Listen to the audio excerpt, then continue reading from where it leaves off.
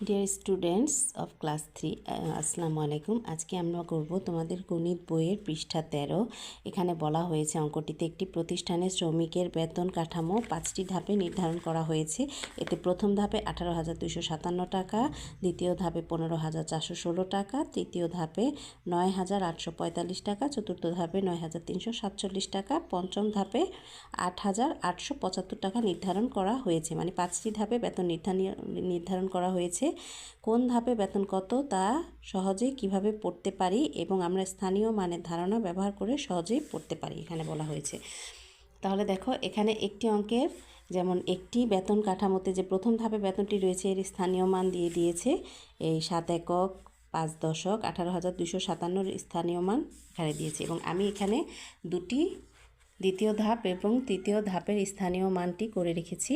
এখানে বলা হয়েছে 15,416 টাকা এর স্থানীয় মান দেখো আমি নির্ধারণ করছি 6 একক 1 দশক 4 একক শতক 5,000 1 অযুত এবং তৃতীয় ধাপে যে বেতনটি রয়েছে সেটিরও স্থানীয় মান নির্ণয় করে আমি এখানে দেখিয়ে দিয়েছি। তাহলে 5টি ধাপের স্থানীয় মান নির্ণয় করে এভাবে দেখাতে হবে অঙ্কটিতে। তারপরে বলা হয়েছে সংখ্যাগুলোকে প্রতীক ব্যবহার করে ছোট থেকে বড় এবং বড় থেকে ছোট ক্রমে সাজাই। এই যে বেতন কাঠামোর যে 5টি ধাপ রয়েছে সেই সংখ্যাগুলোকে এখানে ছোট থেকে বড় বড় থেকে ছোট ধাপে সাজাতে বলা হয়েছে। তাহলে আমরা এখন একে ছোট থেকে বড় এবং বড় থেকে ছোট ধাপে সাজাবো। তাহলে আমরা কি জানি, আমরা অযুত আগে দেখব অযুত অঙ্ক সমান নাকি। প্রথমে আমরা ছোট থেকে বড় সাজাই। দেখা যাচ্ছে যে এখানে অযুত অঙ্ক 3টারই পার্থক্য রয়েছে এবং হাজারেও পার্থক্য রয়েছে। এই 3টি রয়েছে হাজারে। তাহলে হাজারে যে সবচেয়ে ছোট অঙ্কটি রয়েছে সেটি হলো 8,875।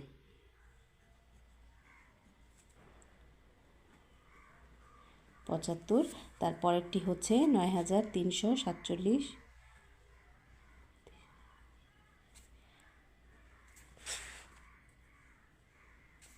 9,845, 15,416,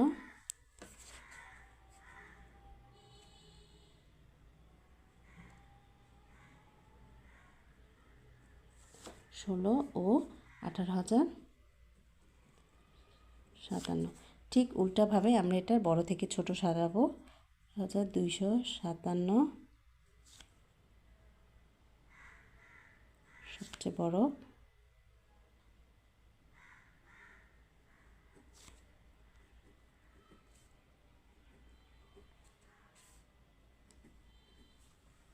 ঠিক আছে। এর উল্টোভাবে আমরা এটাকে সাজিয়ে দিলে এটি বড় থেকে ছোট হয়ে যাবে।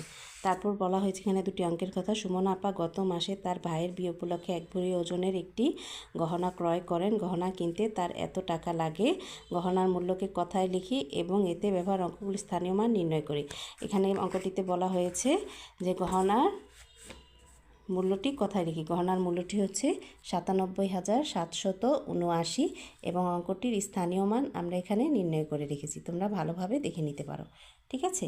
এর পরের অঙ্কটিতে বলা হয়েছে দুটি আম বাগানের একটি থেকে 89,325 টাকার এবং অপরটি থেকে 89,775 টাকার আম বিক্রয় করা হলো। সংখ্যা দুটি পড়ি ও প্রতীক ব্যবহার করে ছোট থেকে বড় লিখি। তাহলে আমরা এটার সংখ্যা দুটিকে ছোট থেকে বড় কিভাবে লিখব? ছোট থেকে বড় ছোট সংখ্যাটি হচ্ছে এখানে 89,325 হচ্ছে ছোট আর 89,775 এ গেল আমাদের 3 নম্বর অঙ্কটি। তাহলে আশা করি তোমরা 13 নম্বর পৃষ্ঠার যে অঙ্কগুলো আছে সেগুলো বুঝতে পেরেছো, ঠিক আছে।